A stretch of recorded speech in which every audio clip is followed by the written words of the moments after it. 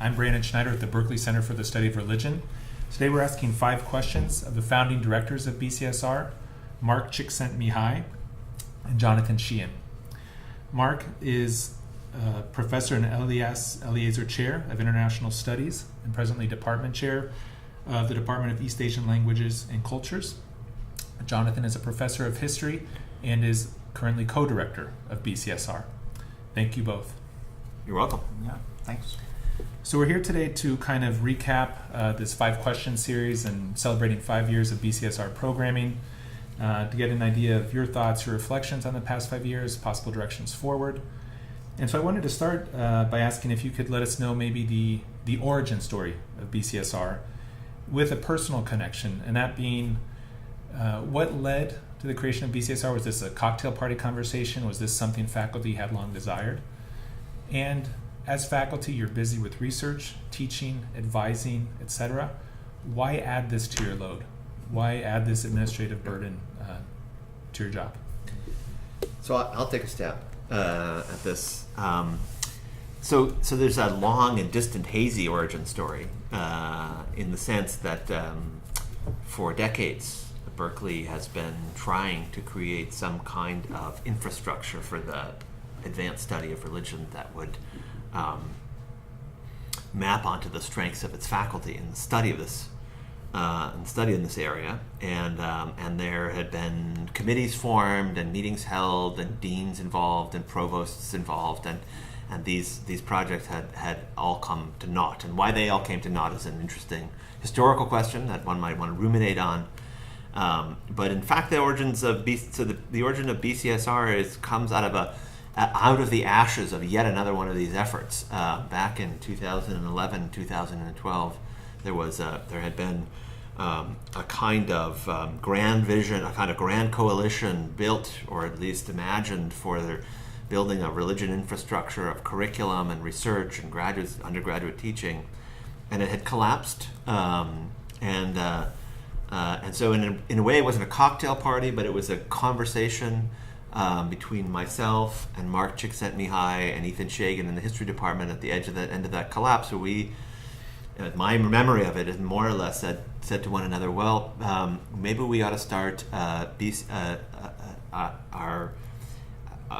center that had a more limited, pleasure-oriented principle, where we would start with the thing that we like best, which is thinking together, doing research together, talking together, and rather than trying to build it all at once, we'll start at the kind of the easiest, take the lowest hanging fruit, and in conversation, we managed to persuade one of our colleagues here, who had been the recipients of a big grant from the Mellon Foundation, to give us a couple $100,000 of seed money to see whether we could test out the idea, whether there was actual faculty interest in this, whether this would produce the kinds of conversations we were excited about, and there was, and that, in a sense, is why we got involved in the first place. To answer your second question, is that it didn't feel like a big administrative burden when we began this. It felt like it was going to be, in a way, a natural extension of some of our most, our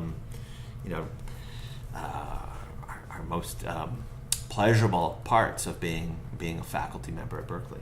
Yeah, I think that there was also a fair amount of luck involved, in the sense that there have been people trying to do something like this at Berkeley for quite a while.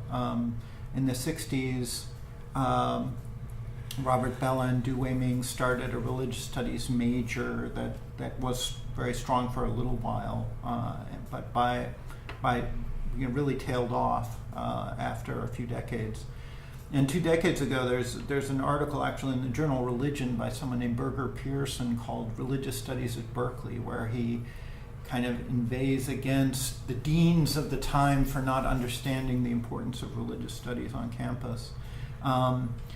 We all happened to start agitating at a time when Dean Cascardi and Dean Hesse were actually very sympathetic, and I think that's a very different situation from what some of our colleagues had dealt with in the past. And we had a good set of people here. Some of the people like Ron Hendel and Susanna Elm, and people have been really, kind of central to this were very ready for this to happen and are kind of co-builders of this.